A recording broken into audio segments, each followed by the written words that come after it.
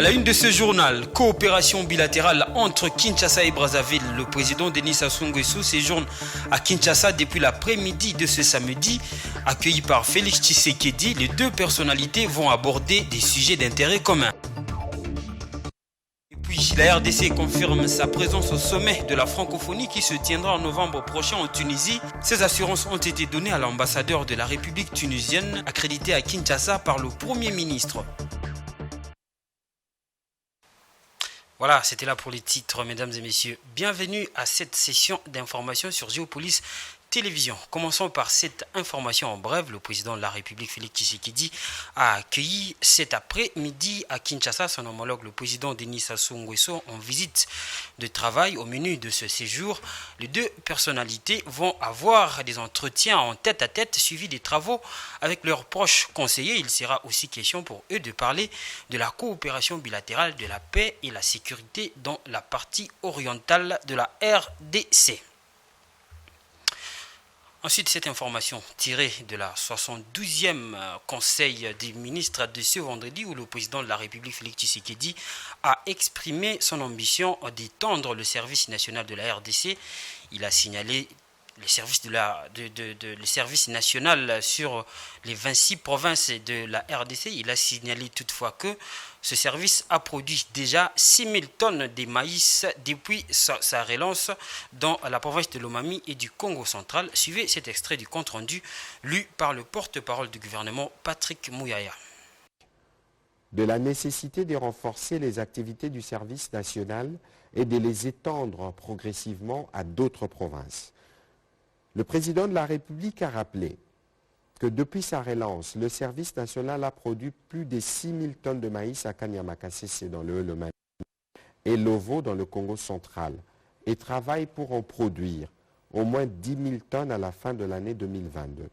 Ainsi, le service national approvisionne régulièrement les cantines de militaires en farine de maïs, contribuant à l'amélioration de leurs conditions de vie et celles de leurs familles. Le président de la République a précisé que le service national a recruté plus de 3000 jeunes qui, pour la plupart, étaient des délinquants, considérés comme des perdus de la société. Ces anciens délinquants sont devenus des bâtisseurs. Ils ont pu retrouver une identité, une fierté et une considération pour la nation. On va parler encore du Conseil des ministres dans ce journal. Dans les dépenses publiques effectuées au mois de septembre par le gouvernement, 345,8 millions de dollars américains ont été déjà versés par le gouvernement central à la Commission électorale nationale indépendante, CENI en sigle. C'est ce qu'a révélé le porte-parole du gouvernement. Suivez le commentaire avec Enoch Issei. Le gouvernement, lors de la 72e réunion du Conseil des ministres, passait en revue la question relative aux dépenses effectuées, plus précisément au mois de septembre dernier. D'après les données présentées par l'argentier national Nicolas Kazadi, les opérateurs économiques du secteur pétrolier ont été payés pour les pertes et manques à gagner de leur secteur. Les questions sécuritaires ont été également prises en charge par le gouvernement, a dit Patrick Mouyaya. S'agissant des élections, 345,8 millions de dollars ont été déjà versés par le gouvernement central à la Commission électorale nationale indépendante CENI, a dit le ministre. En ce qui concerne les dépenses, les chiffres provisoires indiquent pour le mois de septembre 2022 un total de 1863 milliards de francs congolais contre 14 540 milliards de francs congolais en cumul annuel. Ces dépenses ont été marquées, entre autres, par des paiements importants au titre des subventions, principalement les paiements des pertes et manques à gagner aux sociétés pétrolières et 2 mois de paiement des rétrocessions aux régies financières, le paiement de 60 millions des dotations à la Commission électorale nationale indépendante, ce qui porte à ce jour la somme totale versée à 345,8 millions de dollars américains, en s'est compris 47 millions de francs congolais de la 7e dotation décaissées en ces débuts du mois d'octobre. Les dépenses sécuritaires impérieuses, les dépenses d'investissement représentant 10% de toutes les dépenses en cumul annuel. D'après la source précitée, à l'heure actuelle, la trésorerie de l'État présente un solde excédentaire provisoire de 26 milliards de francs congolais à fin septembre contre 360 milliards de francs congolais en cumul annuel. Ici est de signaler que la CENI est depuis quelques semaines active dans la matérialisation des différents points inscrits dans sa feuille de route. Avant la fin de l'année en cours, elle va déjà lancer les processus d'enrôlement des électeurs pour les élections prévues, sauf changement en 2023. Pour ces élections, une partie des Congolais vivant à l'étranger va également voter. À l'heure actuelle, une équipe de centrales électorales est en Europe dans le cadre de repérage pour l'installation des centres d'enrôlement des électeurs. Voilà, c'est cette information sur les chiffres qui va nous amener directement au rapport de la Direction générale de la dette publique DGDP. Le gouvernement de la République démocratique du Congo a contracté au total 6 engagements extérieurs de l'ordre de 2,241 milliards de dollars américains au cours de l'année 2021. Dès lors, l'encours de la dette publique à fin 2021 s'élève à 7,385,02 millions de dollars américains contre 6,194,92 millions de dollars américains à fin 2020. Le commentaire avec Jojo Moulomba. C'est au total 6 engagements extérieurs de l'ordre de 2,241 millions de dollars américains que la République démocratique du Congo a contracté au cours de l'année 2021. Au niveau interne, les émissions des bons du Trésor par adjudication ont permis au gouvernement de lever 365,50 milliards de francs congolais, soit 182,5 millions de dollars américains contre 252 milliards de francs congolais prévus dans la loi de finances 2021. Il se dégage à un taux de réalisation d'environ 145%.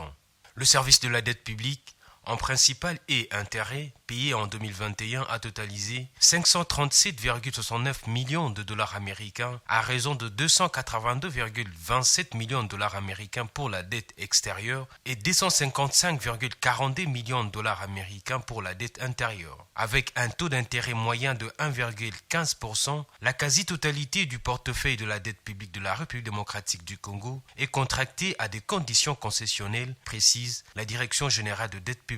Dès lors, l'encours de la dette publique à fin 2021 s'élève à 7,385,0,2 millions de dollars américains contre 6,194,92 millions de dollars américains à fin 2020. Il se dégage une augmentation de 1,190,10 millions de dollars américains, soit 18,78% due aux nombreux tirages sur le pré-projet et appui budgétaire dont a bénéficié le pays en 2020.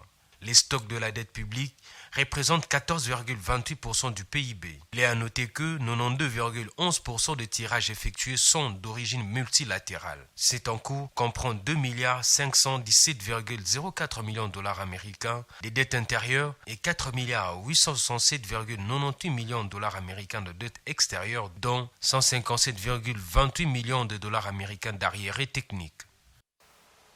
Autre chose à présent, la RDC a confirmé sa présence au prochain sommet de la francophonie qui aura lieu en novembre prochain en Tunisie. Ces assurances sont du Premier ministre Samalou Kondé à l'ambassadeur de la République tunisienne Bouzekri Remili dans une audience accordée à ce dernier ce vendredi. Les questions de la coopération bilatérale ont été aussi évoquées au cours des échanges. Les détails dans ce commentaire. L'échange entre le Premier ministre et l'ambassadeur tunisien a tourné autour de plusieurs questions, notamment la récente participation de la RDC à la 8e conférence internationale de Tokyo sur le développement de l'Afrique TICAD 8 tenue en août dernier, mais aussi pour transmettre au chef du gouvernement congolais les salutations de son homologue tunisienne Najla Bouden. Bien d'autres questions liées au sommet de la francophonie de novembre prochain ont été également au menu des échanges. J'ai eu l'honneur d'être reçu en audience par son Excellence, Monsieur le Premier ministre, chef du gouvernement. C'était dans le cadre du suivi de la participation, de l'excellente participation congolaise à la TICAD 8, sommet Japon-Afrique, qui a eu lieu en Tunisie les 27 et 28 août. Donc, je suis venu lui transmettre les meilleures salutations amicales et fraternelles de sa sœur, notre chef du gouvernement, Madame Najla Bouden. On a parlé de la coopération bilatérale, donc nous voulons développer davantage la coopération bilatérale. Donc nous voulons organiser la deuxième session de la commission mixte et nous avons insisté également sur une très bonne participation comme d'habitude de très haut niveau de la RDC, donc au sommet de la francophonie qui aura lieu en Tunisie, à Djerba, donc les 19 et 20 novembre. La coopération bilatérale entre la RDC et la Tunisie concerne entre autres la réouverture de leur corridor aérien avec les vols de Tunisair entre Tunis et quelques villes congolaises. Samalou Koundé a rassuré de la présence de la RDC en Tunisie au mois de novembre prochain. Il faut dire que cette rencontre a eu lieu à Kinshasa, la capitale RD congolaise, où le gouvernement provincial a procédé ce vendredi à la démolition des bâtiments construits anarchiquement sur la voirie urbaine. Il s'agit de la première phase qui a concerné le quartier Pakadjouma dans la commune de Limete et l'avenue Assongo dans la commune de Kitambo. L'objectif est de doter la ville de trains urbains opérationnels pour parer aux embouteillages. Reportage de Enoch Issei.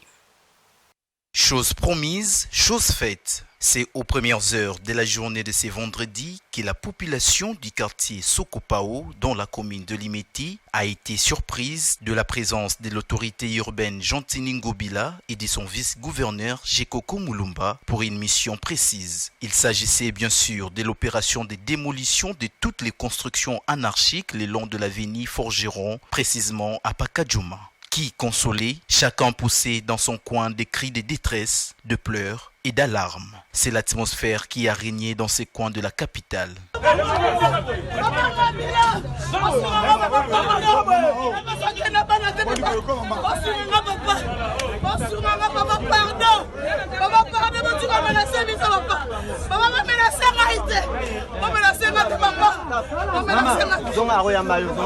Prévenu depuis plusieurs années par les autorités de la ville de ne point construire le long de la voirie ferrée, mais également dans les sites appartenant à l'État, Jantini Ngobila n'a rien épargné cette fois-ci. Maisons démolies et toitures emportées par les engins. Ce n'est pas fini. L'autorité de la ville et sa bande ont pris la direction de la commune de Kitambo, précisément sur l'avenue Assolongo, derrière l'hôpital de Kitambo, non loin du pont Makelele. Ici, les constats restent amers. Des constructions anarchiques ont été toutes emportées. L'on pouvait lire l'émotion qui a envahi les victimes.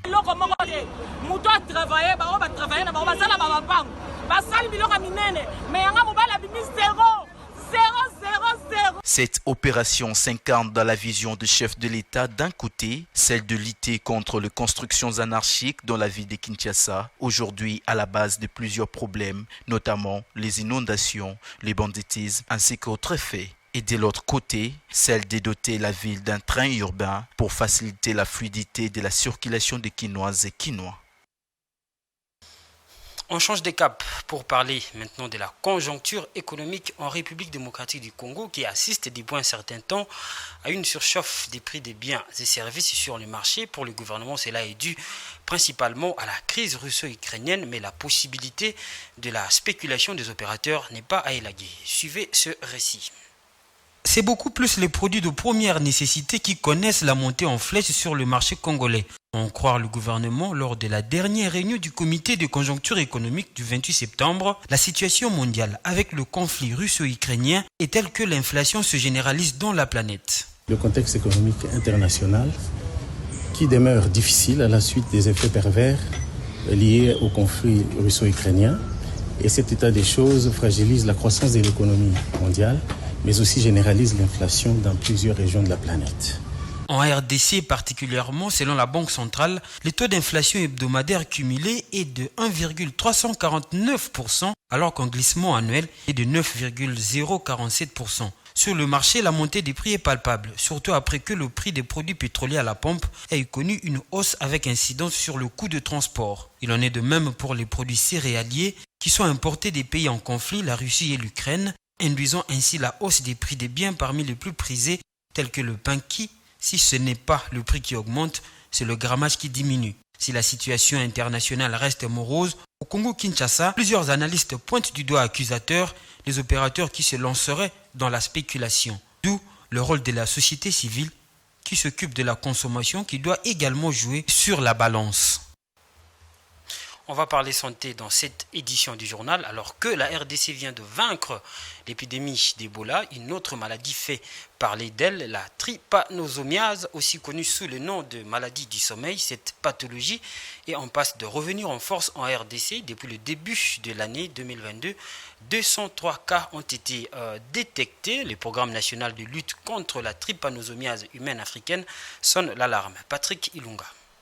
203 cas de la trypanosomiase sur 450 000 personnes examinées, c'est le résultat du premier semestre pour ce qui est de la situation de la maladie du sommeil en RDC. Cette pathologie qu'on croyait éradiquée couvre encore dans les zones rurales. L'alerte a été donnée par le programme national de lutte contre cette maladie. Cette structure spécialisée du ministère de la Santé a réuni les journalistes spécialistes dans les questions de santé ainsi que la coordination nationale de renforcement du système communautaire en RDC pour sensibiliser sur le risque que pourrait induire une négligence accrue autour de cette maladie. Car selon les médecins spécialistes de cette structure, une négligence est constatée dans la lutte contre la maladie du sommeil et cela pourrait avoir pour répercussion la résurgence de cette pathologie alors que la RDC s'était engagée à éliminer la trypanosomiase humaine africaine à l'horizon 2030. Cette maladie sévit essentiellement dans les zones rurales, mais le programme national de lutte contre la trypanosomiase humaine africaine indique que Kinshasa est aussi touché.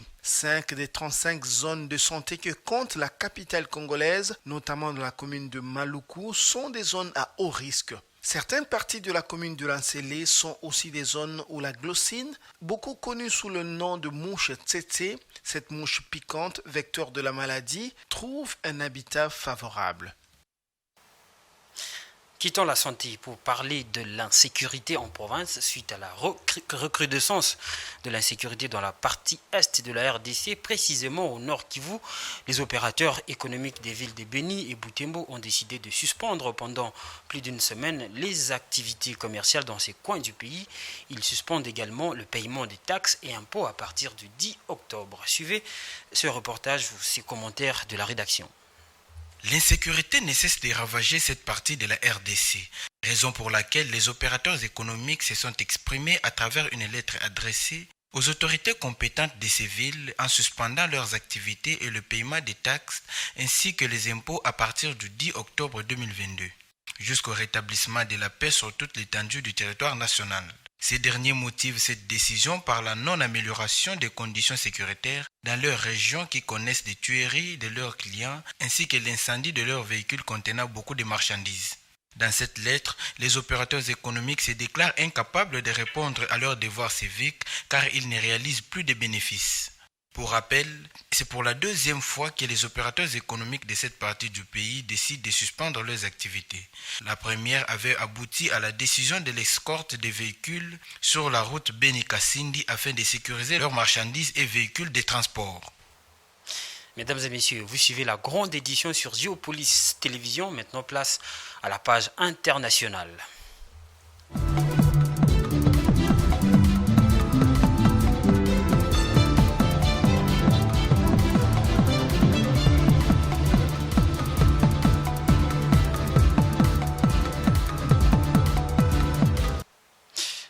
L'actualité internationale nous amène au Gabon où au cours de la 4e trimestre de l'an 2022, l'État gabonais va effectuer une émission des titres d'une valeur totale de 142 milliards de francs CFA sur le marché des titres publics des banques des États de l'Afrique centrale BEAC. C'est ce qui ressort du calendrier prévisionnel des opérations du Gabon sur le marché des titres publics de la BEAC. Edouard Funda. Selon les économistes, le Gabon a besoin des ressources financières pour assurer son développement en termes d'infrastructures et pour cette opération d'appel public à l'épargne, les autorités gabonaises font à nouveau confiance à Emirates Security Service qui avait déjà réussi la première opération d'emprunt obligatoire établie sur les années 2021 et 2026 avec évidemment un succès tout à fait remarquable puisque la signature du Gabon a été appréciée au niveau du marché financier sous-régional. Le ministère gabonais de l'économie fait savoir que les fonds mobilisés serviront entre autres à la gestion active de la trésorerie et au financement des projets d'infrastructure contenus dans le plan d'accélération de la transformation de l'économie du Gabon. Ces économistes pensent également que pour cette opération, il est évident que le Gabon pourrait éventuellement bénéficier davantage de la qualité de sa signature sur ces marchés financiers en mobilisant pourquoi pas les 142 milliards de francs CFA dont il a besoin. Le Fonds monétaire international met en garde le Gabon sur son niveau d'endettement. Selon l'institution financière multilatérale, le taux d'endettement du Gabon est estimé à 71% de son produit intérieur brut, ce qui le positionne comme l'un des pays les plus endettés de la zone CEMAC, la communauté économique et monétaire de l'Afrique centrale en 2021. Enfin, cette information contribuait aux efforts du continent africain dans la recherche des solutions résilientes à la lutte contre les changements climatiques. C'est l'objet du protocole d'accord entre la Banque arabe pour le développement BADEA et l'African Risk Capacity ARC. Les documents ont été paraphés ce vendredi en marge de l'Africa SME Champion Forum tenu à Kampala en Ouganda. Une fois de plus, Edouard Funda pour les commentaires. En Afrique, BADEA va contribuer aux efforts du continent africain dans la lutte contre les effets des changements climatiques. La signature du protocole d'accord a pour effet de renforcer les capacités de l'African Risk Capacity dans la recherche de solutions résilientes aux conséquences des changements climatiques. Le protocole d'accord que nous avons signé aujourd'hui avec le directeur général de la BADEA s'inscrit dans la stratégie de partenariat entre l'Afrique et le monde arabe pour nous assurer que nous unissons nos forces et construisons une Afrique résiliente face au changement climatique qui, comme vous le savez, affecte les Africains et en particulier les communautés vulnérables. Nous sommes engagés à le faire et nous assurer que nous donnons aux Africains les moyens de gérer les catastrophes de manière plus appropriée et plus durable. Nous parlons ici de sécheresse, de cyclones tropicaux et d'inondations, comme vous le voyez dans de nombreux pays africains. Un acte qui dénote de la volonté de la BADEA de contribuer à la réalisation des promesses faites à l'Afrique pour s'adapter au changement climatique. Bien que pollueur négligeable selon les données scientifiques avec un taux maximal de 4%, l'Afrique subit de plein fouet les effets néfastes des changements climatiques avec entre autres manifestations, les inondations, les cyclones ou encore l'insuffisance alimentaire. C'est le continent qui souffre le plus du changement climatique. C'est pourquoi nous voyons un potentiel de coopération très important entre nous et le groupe ARC, car le groupe ARC est l'institution africaine chargée de gérer les risques liés au changement climatique. Nous travaillons donc ensemble pour développer une plateforme qui nous permettra de mobiliser davantage les ressources, non seulement en Afrique, mais aussi dans le monde arabe, afin d'aider les pays africains à mieux atténuer les risques liés au changement climatique. Le rendez-vous lors de la COP27, la conférence des Nations Unies sur les changements climatiques, qui se tiendra en Égypte en novembre 2022, aboutira sur les échanges entre les deux institutions sur les attentes des propositions d'adaptation au changement climatique afin de fixer l'enveloppe du soutien de la BADEA à African Risk Capacity Group. Mesdames et messieurs, c'est avec cette information sur les finances climatiques que nous mettons un terme à cette grande édition du journal sur Géopolice Télévision. Mais avant de nous quitter, les rappels des titres. Coopération bilatérale Kinshasa et Brazzaville. Le président Denis Sassou Nguesso séjourne à Kinshasa depuis l'après-midi de ce samedi. Accueillis par Félix Tshisekedi, les deux personnalités vont aborder des sujets d'intérêt commun. Et puis vous avez suivi, la RDC confirme sa présence au sommet de la francophonie qui se tiendra en novembre prochain en Tunisie. Ces assurances ont été données à l'ambassadeur de la République tunisienne accrédité à Kinshasa par le Premier ministre Samalou Kondé. Voilà, c'est la fin complète de cette session d'information. Merci de l'avoir suivi. Bon week-end chez vous.